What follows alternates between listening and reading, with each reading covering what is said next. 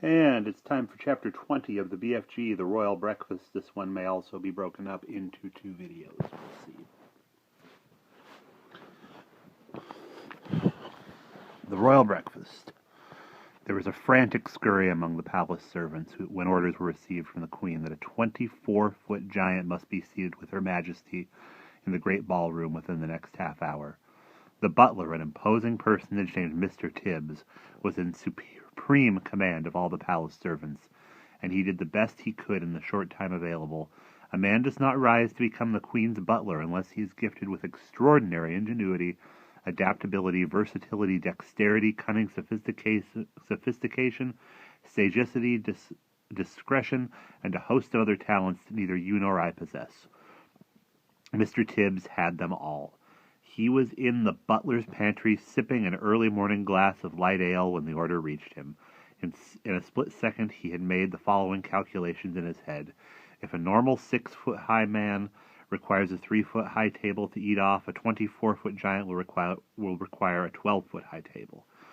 If a 6-foot man requires a chair with a 2-foot-high seat, a 24-foot giant will require a chair with an 8-foot-high seat. Everything Mr. Tibbs told himself must be multiplied by 4. 2 breakfast eggs must become 8. 4 rashers of bacon must become 16. 3 pieces of toast must become 12, and so on. These calculations about food were immediately passed on to Monsieur Papillon, the royal chef. Mr. Tibbs skimmed into the ballroom. Butlers don't walk, they skim over the ground, followed by a whole army of footmen.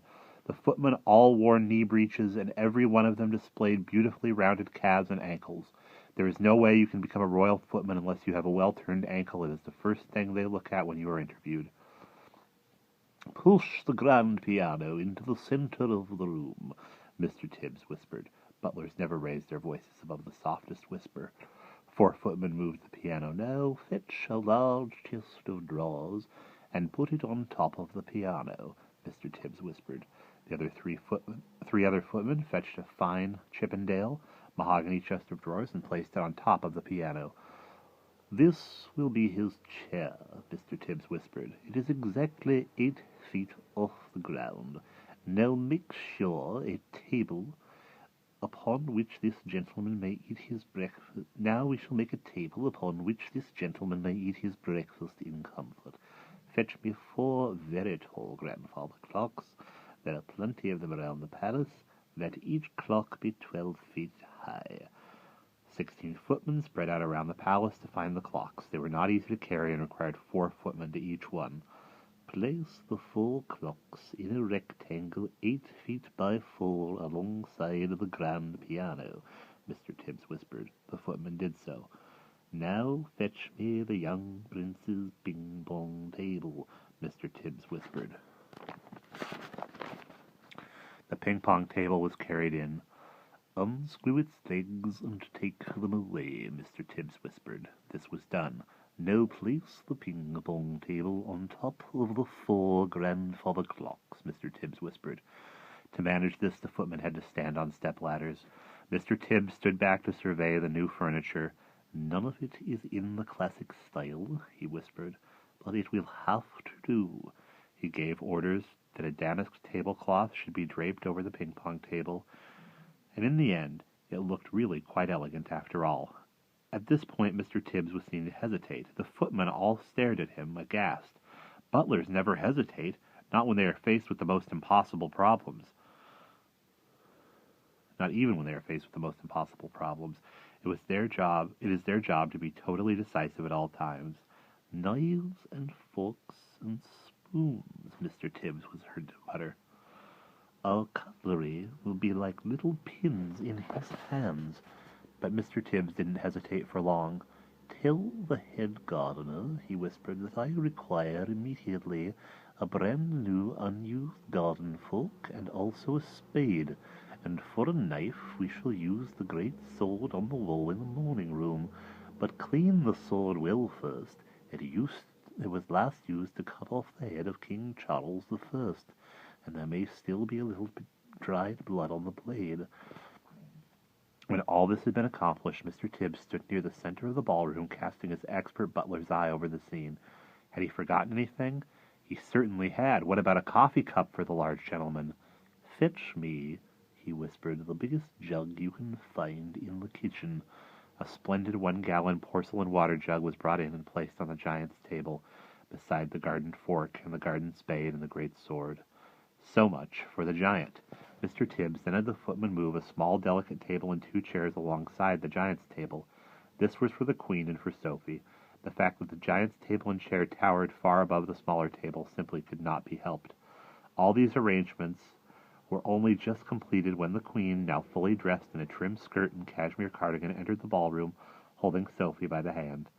A pretty blue dress that had once belonged to one of the princesses had been found for Sophie, and to make her look prettier still, the Queen had picked up a superb sapphire brooch from her dressing table and had pinned it on the left side of Sophie's chest. The big friendly giant followed behind them, but he had an awful job getting through the door. He had to squeeze himself through on his hands and knees with 2 footmen pushing him from behind and 2 pulling from the front, but he got through in the end. He had removed his black cloak, got rid of his trumpet, and was now wearing his ordinary simple clothes. As he walked across the ballroom, he had to stoop quite low to avoid hitting the ceiling. Because of this, he failed to notice an enormous crystal chandelier. Crash went his head right into the chandelier. A shower of glass fell upon the poor BFG. "Gunghummers and bogswinkles!" he cried. "What was that?" "It was the Louis XV," the Queen said, looking slightly put out. "He's never been in a house before," Sophie said. Mr. Tibbs scowled. He directed the 4 footmen to clear up the mess. Then, with a disdainful little wave of the hand, he indicated to the giant that he should seat himself on top of the chest of drawers, on top of the grand piano. "What a fizz-whizzing, flush-bunking seat!" cried the BFG. "I is going to be a bug as snug in a rug up here." "Does he always speak like that?" the Queen asked. "Quite often," Sophie said. "He gets tangled up with his words." The BFG sat down on the chest of drawers piano and gazed in wonder around the great ballroom. "By gumdrops!" he cried. "What a spiffling wopsy room we is in! It is so gigantous I is needing bicirculars and telescoops to see what is going on at the other end." Footmen arrived carrying silver trays with fried eggs, bacon, sausages, and fried potatoes. At this point, Mr. Tibbs suddenly realized that in order to serve the BFG at his 12-foot-high grandfather clock table, he would have to climb to the top of one of the tall step-ladders. What is more, he must do it balancing a huge warm plate on the palm of one hand and holding a gigantic coffee pot in the other. A normal man would have flinched at the thought of it, but good butlers never flinch. Up he went, up and up and up, while the Queen and Sophie watched him with great interest. It is possible they were both secretly hoping he would lose his balance and go crashing to the floor, but good butlers never crash. At the top of the ladder, Mr. Tibbs, balancing like an acrobat, poured the BFG's coffee and placed an enormous plate before him. On the plate were 8 eggs, 12 sausages, 16 rashers of bacon, and a heap of fried potatoes. "What is this, please, your Magister?" the BFG asked, peering down at the Queen. "He has never eaten anything except snozcumbers before in his life," Sophie explained.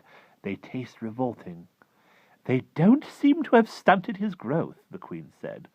The BFG grabbed the garden spade and scooped up all the eggs, sausages, bacon, and potatoes in one go and shoveled them into his enormous mouth. "By goggles," he cried, "this stuff is making snozcumbers taste like swatchcollop." The Queen glanced up, frowning. Mr. Tibbs looked down at his toes, and his lips moved in silent prayer. "That was only one titchy little bite," the BFG said. "Is you having any more of this delunctious grubble in your cupboard, Majesty?" "Tibbs," the Queen said, showing true regal hospitality, "fetch this gentleman another dozen fried eggs and a dozen sausages." Mr. Tibbs swam out of the room, muttering unspeakable words to himself and wiping his brow with a white handkerchief. The BFG lifted the huge jug and took a swallow. "Ouch!" he cried, blowing a mouthful across the ballroom. "Please, what is this horrible swig's pill I is drinking, Magister?" "It is coffee," the Queen told him, "freshly roasted." "It's filthsome!" the BFG cried out. Where is the frobscottle? The what? The Queen asked. Delumptious fizzy frobscottle, the BFG answered. Everyone must be drinking frobscottle with breakfast, Magister. Then we can all be whiz-popping happily together afterwards. And that is where we will stop this video. I will try to record another one tonight.